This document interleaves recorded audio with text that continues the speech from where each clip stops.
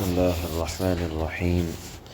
الحمد لله رب العالمين والصلاة والسلام على سيد الأنبياء والمرسلين محمد وعلى آله وأصحابه أجمعين. أما بعد فأعوذ بالله من الشيطان الرجيم. بسم الله الرحمن الرحيم.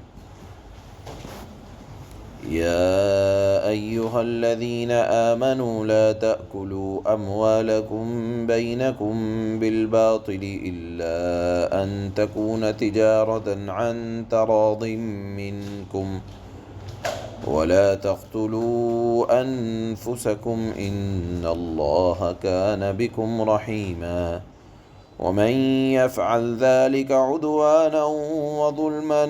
فسوف نصليه نارا وكان ذلك على الله يسيرا. إن تجتنبوا كبائر ما تنهون عنه نكفر عنكم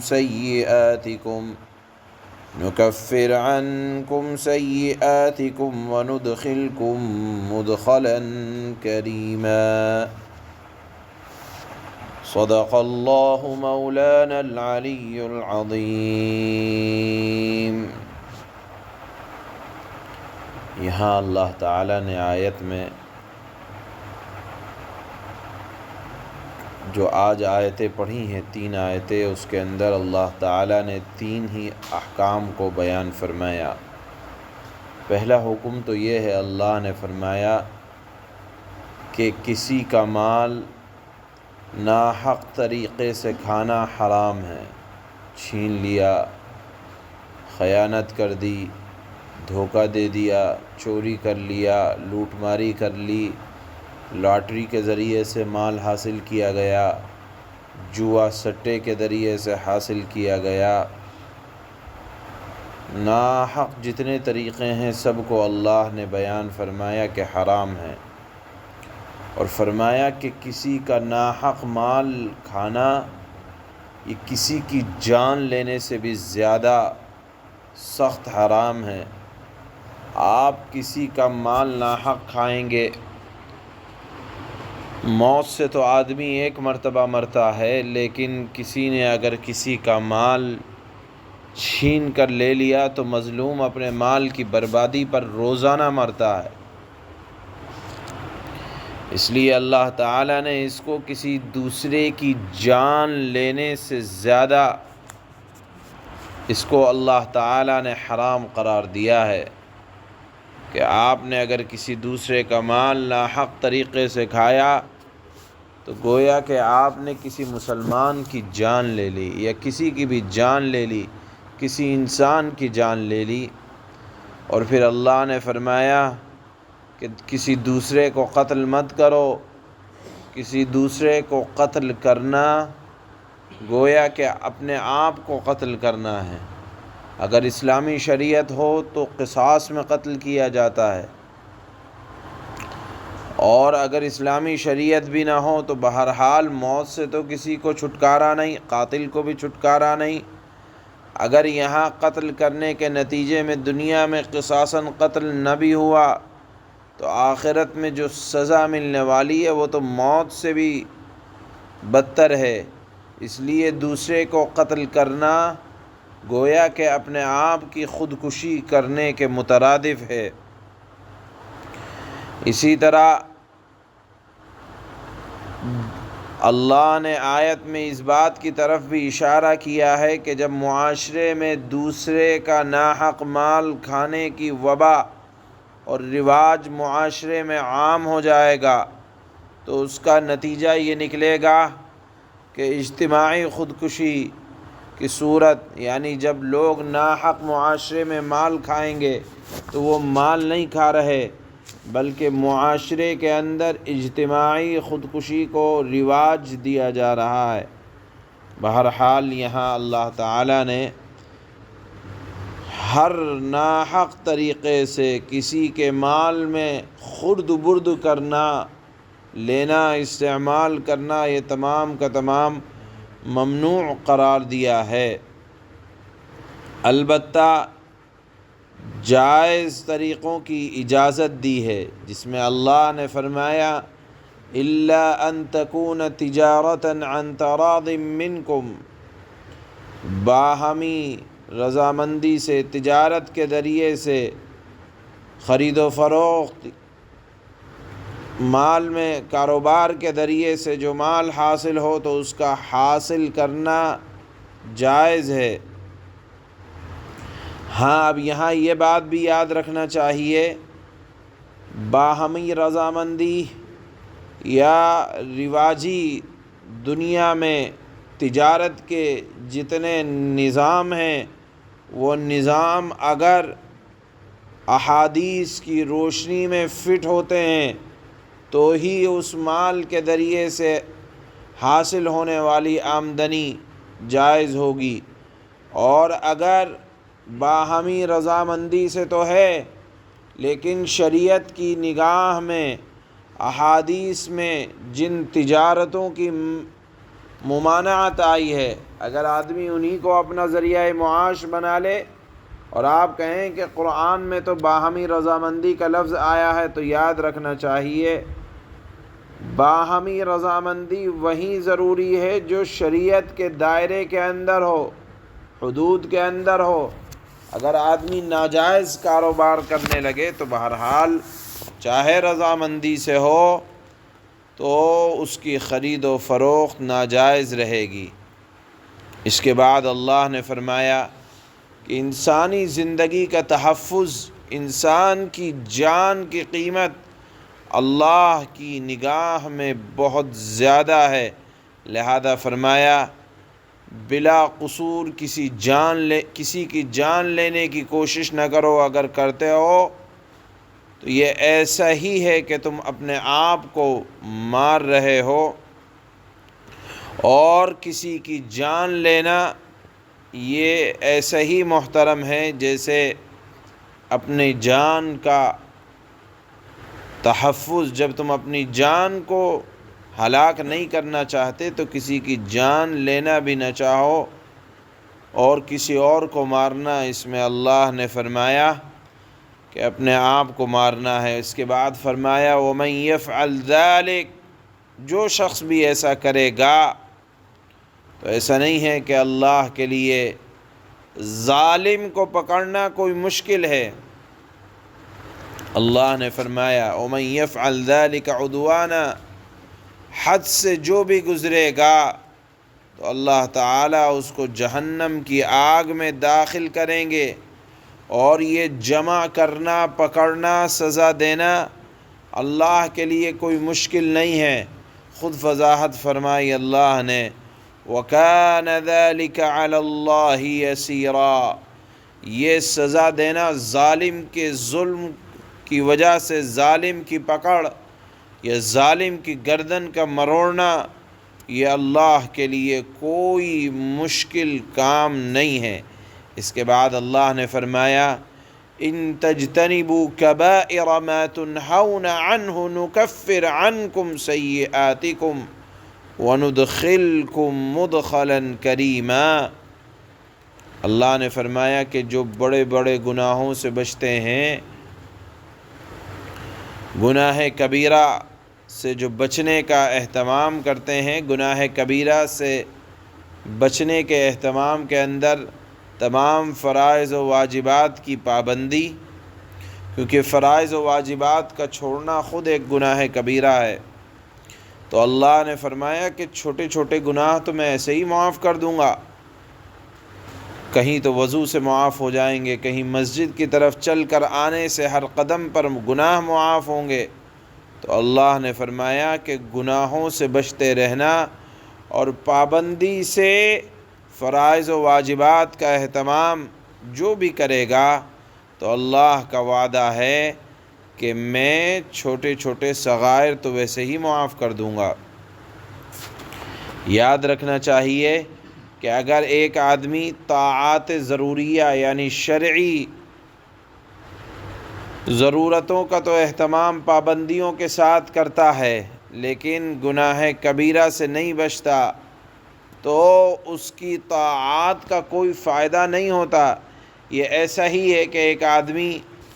بیمار ہے، دوائیں تو کھا رہا ہے لیکن ساتھ میں پرہیز نہیں کر رہا تو وہ دوائیں اثر نہیں کیا کرتی۔ اسی لیے کہا جاتا ہے کہ طاعات کی پابندی کے ساتھ ساتھ گناہ کبیرہ سے بچنے کا اہتمام بہت زیادہ ضروری ہے۔ یہاں ایک بات یاد رکھ لینا چاہیے کہ گناہ کبیرہ اور صغیرہ کس اعتبار سے کہا جاتا ہے، تو علماء نے گناہ کبیرہ، کبائر اور صغائر کی جو تشریح فرمائی ہے وہ یہ ہے کہ گناہ کبیرہ وہ گناہ کہلاتے ہیں جس پر اللہ اور اللہ کے رسول نے قرآن میں یا حدیث میں کوئی شرعی سزا مقرر کی ہے، یا ایسے گناہ کبیرہ کہلاتے ہیں جن کے کرنے والوں پر قرآن میں یا حدیث میں لعنت آئی ہے، یا گناہ کبیرہ وہ گناہ کہلاتے ہیں کہ جہنم کا وعدہ جن کے کرنے پر کیا گیا ہے، یا دردناک عذاب کی وعیدیں جن گناہوں پر آئی ہیں وہ سب کبیرہ ہیں۔ اور صغیرہ وہ گناہ ہے جس سے روکا تو گیا ہے مگر اس پر اللہ کا غضب یا لعنت وغیرہ کے الفاظ حدیث میں نہیں آئے ہیں، مگر اس کا مطلب یہ نہیں ہے کہ گناہ صغیرہ کے ارتکاب میں غفلت یا سستی برتی جائے، یا گناہ صغیرہ کو بے پرواہی یا بے باکی سے کیا جائے۔ یاد رکھنا چاہیے کہ گناہ صغیرہ کو پابندی سے کرنا یہ بھی گناہ کبیرہ کے درجے میں آ جاتا ہے۔ حضرت تھانوی نور اللہ مرقدہ نے اس کی مثال دی ہے کہ دیکھو، چھوٹی سی چنگاری بڑے سے بڑے ڈھیر کو جلا دیا کرتی ہے۔ اگر آپ کے پاس چھوٹا سا کوئی کوئلے کا انگارہ ہے تو کوئی عقل مند یہ نہیں کرے گا کہ اس کو جیب میں رکھ کر ٹہلے گا، کیونکہ جس طرح بڑی آگ جلایا کرتی ہے، چھوٹی سی آگ کی چنگاری بھی پورے گھر کو جلا کر راکھ کر دیتی ہے۔ تو یاد رکھنا چاہیے کہ ایسے گناہ جن پر اللہ نے لعنت کے الفاظ نہیں فرمائے، یا ایسے الفاظ جن پر اللہ کے نبی نے غصے کا اظہار نہیں فرمایا ہے، یا ایسے گناہ جن پر وعیدیں نہیں آئی ہیں، تو اس کا مطلب یہ نہیں ہے کہ ان کو پابندی سے کیا جائے۔ ہاں البتہ اگر کبھی ہو گئے جان بوجھ کر نہیں، انسانی کمزوری کی بنیاد پر اگر ہو گئے تو اللہ تعالیٰ کا یہاں آیت میں وعدہ ہے کہ جو آدمی بڑے بڑے گناہوں سے جن پر وعیدیں آئی ہیں، جن پر غضب کے الفاظ آئے ہیں، اگر کوئی بڑے بڑے گناہوں سے بچتا ہے تو اللہ تعالیٰ اس کے گناہ صغیرہ تو ایسے ہی معاف کر دیں گے۔ یہاں سن لینا چاہیے کہ گناہ کبائر کی اللہ تعالیٰ نے قرآن اور حدیث میں اللہ کے نبی نے ایک فہرست بیان فرمائی ہے، جن میں شرک کرنا، ناحق خون کرنا، زنا کرنا، یتیموں کو مال ہڑپنا، ماں باپ کو ستانا، لڑکیوں کو میراث کے حصے سے محروم کرنا اور بہنوں کو ان کی جائیداد نہ دینا، پاک دامن عورت پر زنا کی تہمت لگانا، امانت میں خیانت کرنا، خدا کی رحمت سے نا امید ہونا، اللہ کا مقرر کردہ کوئی فرض واجب کو ادا نہ کرنا، نماز، روزہ، زکوٰۃ، حج، اور قرآن کو پڑھ کر بھلا دینا، یہ بھی گناہ کبیرہ میں سے آتا ہے۔ اس کی احادیث میں اس پر وعید آئی ہے۔ جھوٹ بولنا، خصوصاً جھوٹی گواہی دینا، اللہ کے نام پر جھوٹی قسمیں کھانا، اللہ کے علاوہ کسی اور کو سجدہ کرنا، سود لینا، جوا کھیلنا، گانا سننا، گانا بجانا، ناچنا، ناچ دیکھنا، کافروں کی رسموں کو پسند کرنا، اور اسی طرح سے وصیت میں کسی کو نقصان پہنچانا۔ اسی طرح سے ایک گناہ آتا ہے کہ جادو کرنا اور شراب پینا، چوری کرنا، تہمت لگانا، رشتہ داری کو ختم کرنا، ناپ تول میں کمی کرنا، میاں بیوی کے اندر دوریاں پیدا کروانا، خنزیر کا گوشت کھانا، یہ تمام وہ چیزیں ہیں گناہ کبیرہ کی وہ فہرست ہے جو قرآن میں اللہ نے اور حدیث میں اللہ کے نبی صلی اللہ علیہ وسلم نے جن پر وعیدیں بیان فرمائی، اللہ کا غضب بیان فرمایا۔ تو اللہ نے فرمایا کہ ان تجتنبوا کبائر، جو بڑے بڑے گناہوں سے بچتے ہیں اور بھول چوک سے چھوٹے چھوٹے گناہوں کی نوبت آ جاتی ہے، تو کبائر سے بچنے کی بنیاد پر اللہ تعالیٰ فرماتے ہیں کہ میں گناہ صغیرہ کو معاف کرنے کا، دنیا میں معاف کرنے کا میں اعلان کرتا ہوں، بلکہ فرمایا وَنُدْخِلْكُمْ مُدْخَلًا كَرِيمًا، ہم تم کو ایک معزز جگہ یعنی جنت میں داخل کریں گے۔ اللہ تعالی ہم سب کو اس معزز جگہ میں داخلہ مرحمت فرمائے۔ ایمان کے ساتھ اللہ تعالی اس دنیا سے ہم سب کو رخصت فرمائے۔ یہی آخری آیت کا خلاصہ ہے جو اس وقت تلاوت ہو رہی ہے۔ اللہ فرماتے ہیں